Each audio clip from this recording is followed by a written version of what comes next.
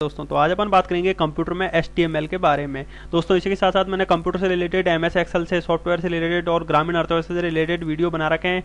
आप चैनल के playlist option में जाके उनको सभी को देख सकते हैं। तो चलिए शुरू करते हैं। स्टडी गुरुजी के यूट्यूब चैनल में आपका स्वागत है। और यदि आपको कोई क्वेरी या प्रॉब्लम है तो आप व्हाट्सएप नंबर पर पूछ सकते हैं। तो दोस्तों आज बात करेंगे अपन HTML के बारे में। अब देखिए HTML होता क्या है। इसका पूरा नाम होता है हाइपर टेक्स्ट मार्कअप लैंग्वेज। इसका यूज स्टैटिक वेब पेज बनाने के लिए किया जाता है और इसकी खोज सन 1991 में टिम बर्नर्स-ली ने की थी। अब देखिए दोस्तों HTML जो है ये वेब पेज बनाने के लिए किया जाता है। आपको पता होगा वेबसाइट बहुत सारी बनती हैं। वेब पेज का समूह क्या कहलाता है? वेबसाइट कहलाता है। तो HTML का जितने भी ये कोड होते हैं इनका सबका यूज वेब पेज बनाने के लिए किया जाता है और ज्यादातर नोटपैड में HTML के टैग बनाने के लिए यूज कर सकते हैं। अभी मैं आपको इसकी पूरी जानकारी दूंगा। अब देखिए HTML का इस समय लेटेस्ट वर्जन कौन सा है? HTML5 है जो कि 2014 में आया था। HTML का कॉमन यूज वेबसाइट बनाने के लिए किया जाता है। इंपॉर्टेंट इसमें क्या है? इसकी खोज किस ईयर में हुई थी? 1991 में। और किसने की थी? टिम बर्नर्स-ली ने। और अभी प्रेजेंट में कौन सा है? लेटेस्ट वर्जन HTML5 है। अब देखिए स्टैटिक वेब पेज, ये वह वेब पेज होते हैं जिनके कंटेंट अपने आप चेंज नहीं होते हैं, जबकि डायनेमिक वेब पेज में content time to time change होते रहते हैं। अब देखिए इनमें डायनेमिक वेब पेज और स्टैटिक वेब पेज में फर्क। जो स्टैटिक वेब पेज होते हैं, स्टैटिक वेब पेज आपने देखा होगा कुछ व्यक्ति वेबसाइट बना के रख देते हैं और जब तक वो उस वेबसाइट में बदलाव नहीं करेंगे HTML कोड द्वारा तब तक उसमें कोई बदलाव नहीं होगा। और डायनामिक वेब पेज की अपन बात करें, जैसे डायनामिक वेब पेज फेसबुक है, यूट्यूब है। आप फेसबुक का पेज खोलेंगे, उसके बाद आप जैसे ही रिफ्रेश करेंगे आप देखेंगे अलग अलग फोटो आ गए। फिर आप दोबारा से रिफ्रेश करेंगे तो आप देखेंगे अलग अलग तरह के फोटो आ गए। और जैसे आप यूट्यूब पे एक आध वीडियो, कोई ज्यादातर वीडियो देख लेते हैं तो आप ये देखेंगे यूट्यूब पे जो वीडियो की लिस्ट आ रही है वो आपको उसी से रिलेटेड वीडियो आ रहे हैं। तो वो क्या होते हैं? डायनेमिक वेब पेज द्वारा वो वेबसाइट बनाई होती है। तो उनको डायनेमिक वेब पेज कहते हैं। वो ऑटोमेटिक सब कुछ करता है। और स्टैटिक वेब पेज होते हैं जिनमें अपन जब तक बदलाव नहीं करेंगे तब तक कंटेंट में बिल्कुल भी बदलाव नहीं होगा। तो चलिए शुरू करते हैं। नमस्कार दोस्तों। तो अब देखिए HTML में HTML टैग, ये क्या होते हैं? ये दो टैग होते हैं, इन्हें अपन टैग कहते हैं। और जैसे ये दो टैग अपन खोलते हैं तो इन दो टैगों को बंद करना भी जरूरी होता है। तो दो टैग ऐसे कर दिए और इसको कहते हैं अपन स्लैश के द्वारा अपन बंद करते हैं। ये दो टैग खोलने का होता है और ये स्लैश द्वारा अपन इसको बंद करते हैं। जो ज्यादातर 95% होते हैं इनको तो अपन को ऐसे बंद करना ही होता है। अब देखिए HTML में इसके बाद हेड टैग के अपन अंदर लिख भी सकते हैं, टाइटल को बिना हेड टैग के भी लिख सकते हैं। तो टाइटल को लिखते हैं अपन, जैसे गूगल अपन ने टाइटल बनाया और उसको स्लैश टैग से बंद कर दिया। तो जो ये अपन टाइटल अभी आप देखेंगे, अभी मैं आपको वेब पेज पे दिखाऊंगा कि टाइटल किस जगह पे शो होता है। इसके पश्चात अपन को बॉडी में जो भी अपन को सब कुछ लिखना है बॉडी में लिखते हैं, शुरुआत करते हैं और यहाँ बॉडी में स्लैश टैग लगा के उसको बंद कर देते हैं और लास्ट में HTML में स्लैश टैग लगा के बंद कर देते हैं। तो आगे चलते हैं।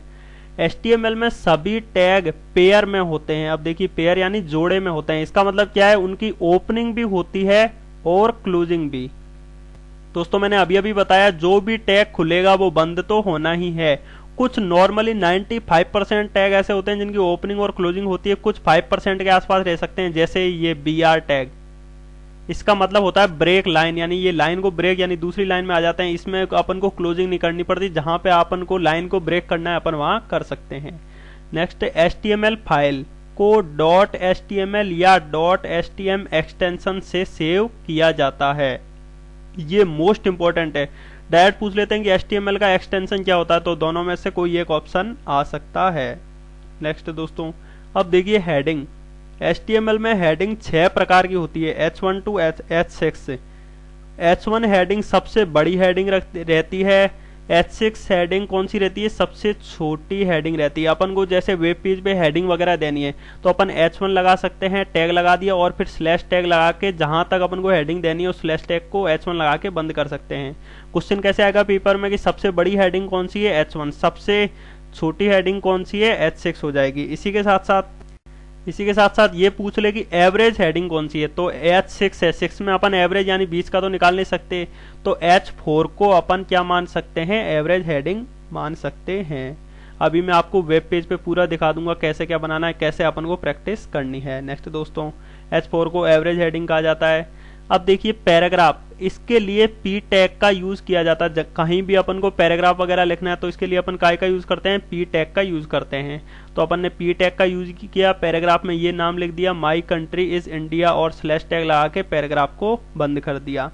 अब अपन पैराग्राफ को राइट लेना है, लेफ्ट लेना है, तो उस अनुसार भी अपन राइट या लेफ्ट और अलाइनमेंट लगाने के लिए कर सकते हैं। जैसे पैराग्राफ का पी स्लैश लगाया, उसके अंदर लिखा अलाइन बराबर अपन को डबल इन्वर्टेड कॉमा में राइट लेना है, बंद कर दिया, पैराग्राफ का जो भी है नाम दे दिया और स्लैश लगा के पैराग्राफ को बंद कर दिया, तो ये राइट साइड में आ जाएगा। नेक्स्ट दोस्तों, अब देखिए फॉर्मेटिंग।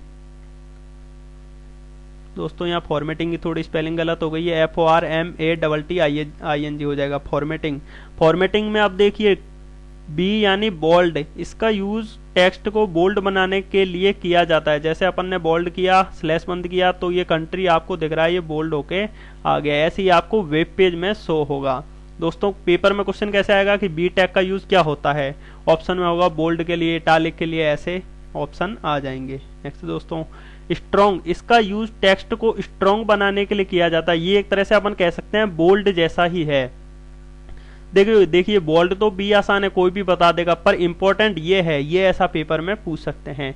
तो स्ट्रॉन्ग टैग अपन ने लगाया, कंट्री लिखा, स्ट्रॉन्ग टैग को स्लैश टैग द्वारा बंद किया और ये आ जाएगा। नेक्स्ट दोस्तों, आई, इसका यूज टेक्स्ट को इटालिक बनाने के लिए किया जाता है। आई अपन ने लगाया, टैग स्लैश टैग से बंद किया, तो ये क्या आ जाएगा, इटालिक, यानी थोड़ा सा आपको टेढ़ा दिख रहा है। इसी के साथ साथ EM भी ये मोस्ट इंपॉर्टेंट है। आई अपन को नहीं पूछेगा पर EM पूछ सकता है। इसका यूज टेक्स्ट को एम्फेसाइज्ड बनाने के लिए किया जाता है। एम्फेसाइज्ड मतलब EM टैग लगाया, बंद किया स्लैश टैग द्वारा, और थोड़ा सा इटालिक जैसा ही इसका यूज होता है, थोड़ा सा ये टेढ़ा हो जाएगा। नेक्स्ट दोस्तों, अब देखिए मार्क टैग, इसका यूज टेक्स्ट को मार्क यानी हाईलाइट करने के लिए किया जाता है। जैसे ही अपन ने मार्क लगाया हेलो, तो मार्क लगाया, स्लैश लगाया, और ये जो पूरा है ना, ये ऐसे पूरा में येलो येलो हो जाएगा। जैसे आप देखिए ऐसे है, पूरा येलो जो है ना वो येलो में आ जाएगा, और बाय डिफॉल्ट क्या रहता है, येलो आता है। ये भी इंपॉर्टेंट है। नेक्स्ट दोस्तों, स्मॉल टैग, इसका यूज टेक्स्ट को स्मॉल बनाने के लिए किया जाता है। तो अपन ने ये पैराग्राफ में लिखा, पैराग्राफ में हेलो लिखा, इसके पश्चात स्मॉल लगाया, इंडिया, यानी हेलो तो अपना बराबर आना चाहिए, पर स्मॉल यानी छोटा क्या हो जाना चाहिए, इंडिया हो जाना चाहिए।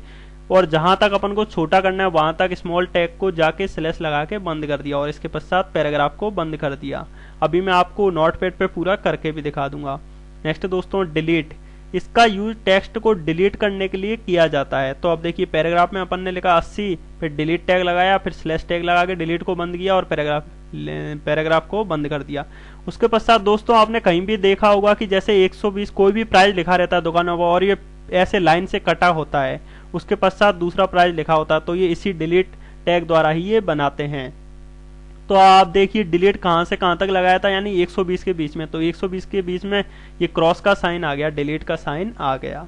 नेक्स्ट दोस्तों, INS इंसर्ट, इसका यूज टेक्स्ट को इंसर्ट करने के लिए किया जाता है। तो पैराग्राफ में लिखा इंसर्ट, पैराग्राफ बंद कर दिया। अब देखिए पैराग्राफ में अपन ने एक तो लिखा कलर, उसके बाद INS लगाया, फुल इंसर्ट हो जाना चाहिए। तो कलर क्या हो जाएगा, कलर तो होगा इंसर्ट, इसी के साथ साथ फुल के नीचे अंडरलाइन आके ये इंसर्ट हो जाएगा। नेक्स्ट दोस्तों, सब, इसका यूज टेक्स्ट को सबस्क्रिप्ट में दिखाने के लिए किया जाता है।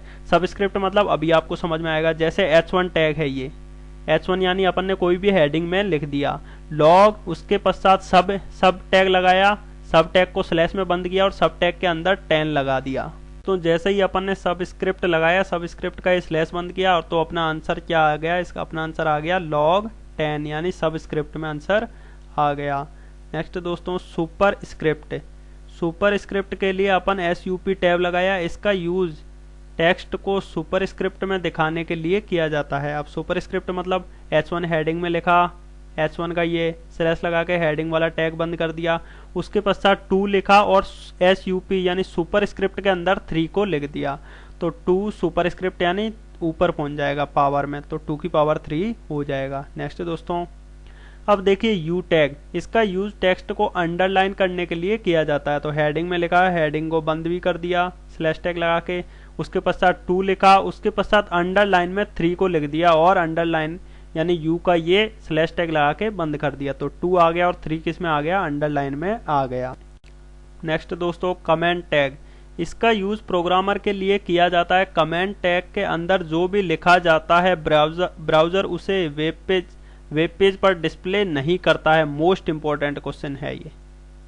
और इसका क्या रहता है, टैग लगाया, इसके पश्चात ये पूरा इसका टैग रहता है और ये जैसे ही अपन लगाएंगे ये ब्राउजर पर दिखाई नहीं देगा। ये इसका कमेंट टैग का यूज इसलिए किया जाता है, जैसे अपन को कोई वेब पेज तो बहुत बड़े बड़े होते हैं, इनमें HTML कोड भी बहुत ज्यादा होते हैं। अब जैसे अपन को कोई चीज ढूंढनी है कि अपन को इसके पश्चात कोई गलती हो जाए तो कमेंट टैग के द्वारा अपन ढूंढ सकते हैं। अब दोस्तों मैं आपको नोटपैड पे जाके कुछ थोड़ी जानकारी दे देता हूँ। अब दोस्तों जैसे ही आप नोटपैड पे पहुंचते हैं, पहले तो आपको ये पूरी फाइल लिख देनी है।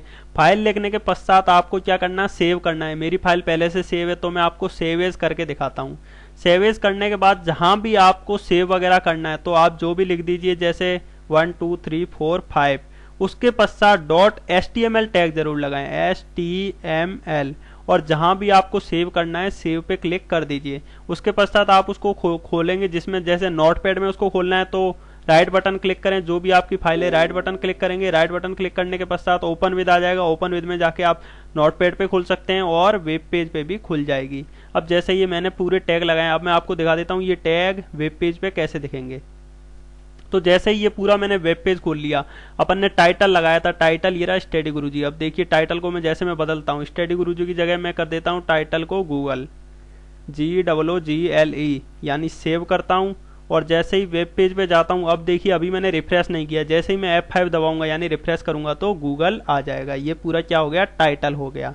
इसके पश्चात दोस्तों देखिए टाइटल के बाद बॉडी में मैंने लिखा paragraph, my country is India, तो ये क्या आ जाएगा, पैराग्राफ आ जाएगा। ये देखिए पैराग्राफ आया हुआ है, माई कंट्री इज इंडिया। इसके पश्चात जैसे EM मैंने अभी बताया था इम्पेसाइज, यानी थोड़ा सा टेढ़ा कर देता है, जैसे मैंने लिखा STUDY।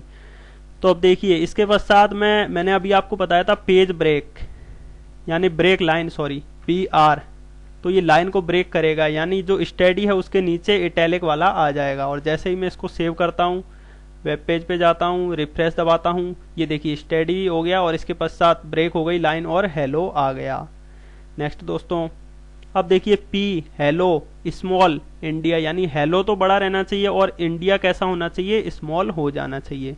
तो दोस्तों देखिए इसमें होया हुआ है, हेलो बड़ा है और इंडिया आपको छोटा दिख रहा है। नेक्स्ट दोस्तों इसके पश्चात P देखिए पैराग्राफ में अपन ने लिख दिया, कलर लिख दिया, इंसर्ट लिख दिया, फुल, तो फुल के नीचे अंडरलाइन आनी चाहिए। तो अब देखिए वेब पेज पे ये देखिए फुल के नीचे अंडरलाइन आई हुई है। इसी की तरह log 10, ये अभी मैंने बताया था आपको, सबस्क्रिप्ट और सुपर स्क्रिप्ट। इसके पश्चात हेडिंग H1 सबसे बड़ी रहती है और H6 सबसे बड़ी रहती है। इसी के साथ साथ दोस्तों यदि आपको इसके सेंटर में लेना है, सेंटर में लेना है तो आप सेंटर लगा दीजिए टैग, जहां से जहां तक आपको सेंटर में लेना है, और सेंटर टैग को बंद कर दीजिए, तो उस अनुसार ये सेंटर टैग में भी आ जाएगा। यदि अपन को फॉन्ट कलर देना है तो इसको लिखिए फॉन्ट कलर, इसमें से डबल इन्वर्टेड कॉमा में रेड लिखिए और फॉन्ट को बंद कर दीजिए, तो इस अनुसार ये काय में आ जाएगा, रेड कलर में आ जाएगा। ये देखिए दोस्तों ये अभी आया हुआ है रेड कलर में। तो दोस्तों ये मैंने ज़्यादा से ज़्यादा इंपॉर्टेंट जानकारी आपके सामने रखी है। आपको वीडियो कैसा लगा लाइक जरूर करें, अपने फ्रेंड्स में शेयर जरूर करें। कोई भी क्वेरी या प्रॉब्लम हो या सुझाव देना हो तो कमेंट जरूर करें, और नए मेहमानों से विनती है चैनल को सब्सक्राइब करके बेल आइकन को जरूर दबाएं। इसका मैं सेकंड पार्ट जल्द से जल्द लाऊंगा, जो कि वो भी मोस्ट इंपॉर्टेंट होगा। सो थैंक यू फ्रेंड्स, जय हिंद जय भारत।